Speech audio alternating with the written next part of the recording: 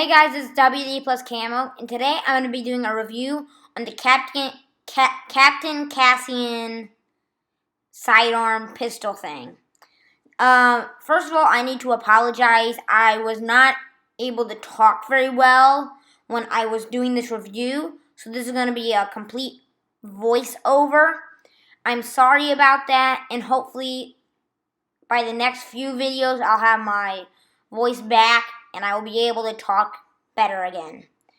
Unfortunately though, I'll have a few more videos that will be like this. To start off, the blaster comes in an open face packaging.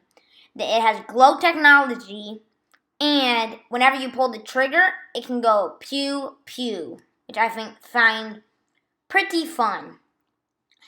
Now I'm going to get into the packaging and pull out the blaster. One thing that I have to say before I even get into the blaster is that this comes in at a whopping $24. But because Rogue One's over, it came in at, I think, $12 at Walgreens, which still is a lot for a pistol. It spins very well, and it has, like, real gun features, I guess is the word for it. It has, like, the magazine, the back end of it has, like, a military-grade stock, I think, is what is on my airsoft rifle, so that's what I'm going off of. It has, like, the semi-auto, full auto, and safe zone on it, and the clip release. And then here I'm talking about the glow tech darts, the glow technology darts, to be more precise, which Nerf is bringing back with the Star Wars line. A few other blasters that had glow technology were the Raven, the Firefly, and I also think the Electrical Eel. One thing I do have to suggest is the Ekind waffle darts, the glow-in-the-dark darts that you'll see in the bottom left off and on. They work very well in here. What else? It has a top prime, also like a rifle, sort of, that a spring-powered airsoft rifle, which I find kind of funky and fresh. One other thing, though, that I do have to mention is that for what it is, I would not actually suggest to pick it up. It's a lot for a tiny pistol. That's just what I thought. And so now I'm going to stand up and doing a firing demo.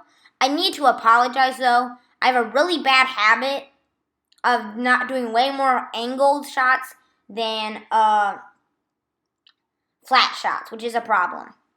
The handle's very comfy, but rather small, which I think you would have to take into perspective if you're a bigger person.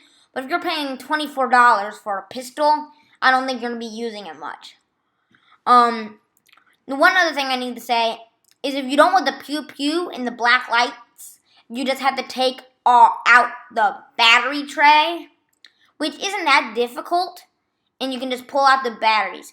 The battery tray is located on the left side of the blaster, as you can probably see off and on. Now I'll load it up with some of the Nerf Glow Tech darts, and also some of the Ekind darts. It was coming in at ranges, I think, of about 30 to 60 feet. Yes, about 30 to 60 feet, which for, what's the word for it? Trying to think. It's, for a prop blaster, I guess is the word, that isn't made for performance and more made for looks, it gets pretty good ranges. And after the mod guide, which will be at the end of this video, it gets about 70-foot shots at max, which isn't that bad. But one thing I would tell you is just, like, I think if you find this at a Goodwill, probably pick it up. But unless you're a huge Star Wars fan, which I know a lot of people are, I just don't know. I had mixed feelings on this blaster. Like, I liked it, but it was different. It was new, and had a little bit of old in it. So, overall, it was a decent blaster, but $24 for a pistol, I just don't see the worthwhile for buying a $24 pistol. Buy 3 Jaguars! That's what you could do.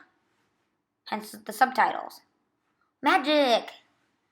But yes, the performance I was expecting out of a Nerf pistol. And so that was the review on the Captain Cassian sidearm pistol thing. It never really had a real name. I'm WD plus Camo. Let's go into the mod.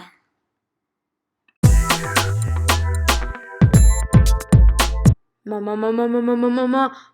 time! Now it's time for the mod.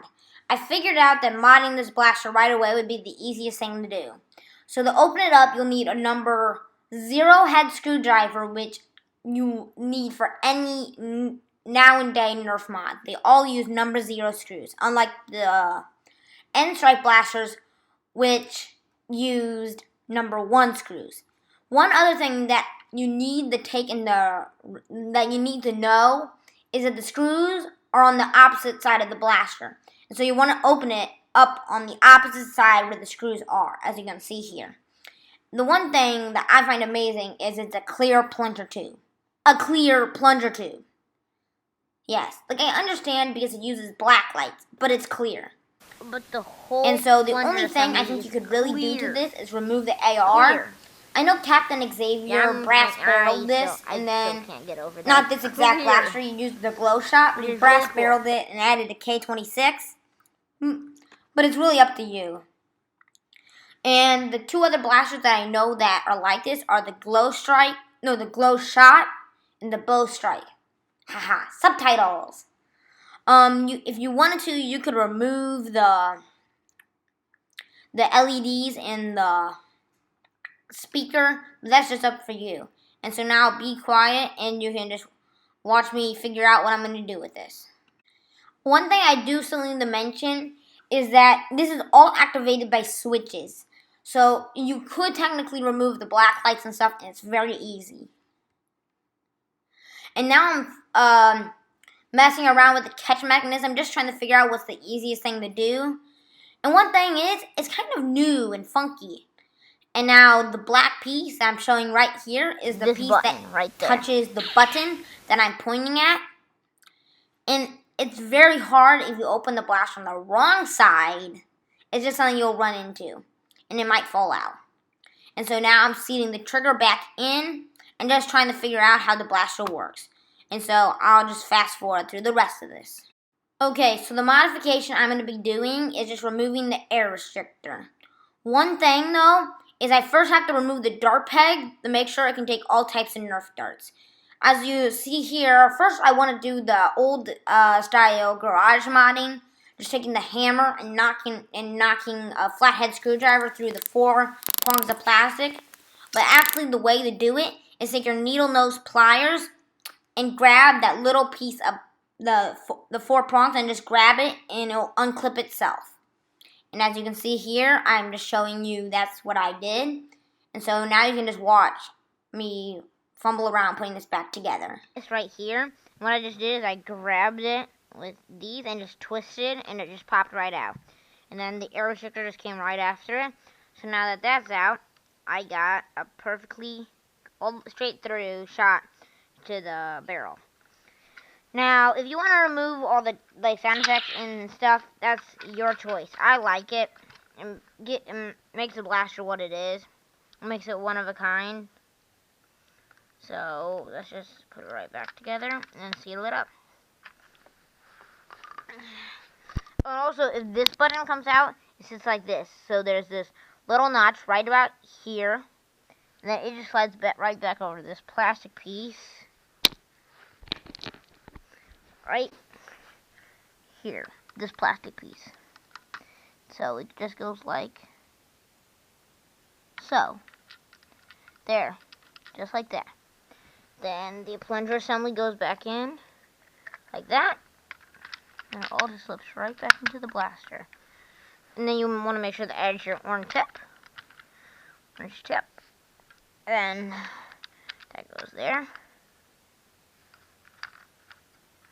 And that's all back ready to go. Yep, that's all that there's to it.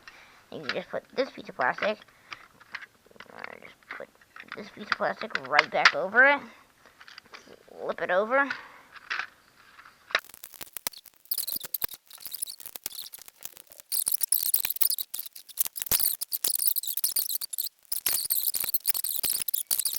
I want to see if this can take a K-26, so I want to see if Captain Xavier will do that episode soon. So we can see if this can take a K-26. And it's firing. So that was my mod guide on the Captain Cassian Blaster. I'm WD plus Camo.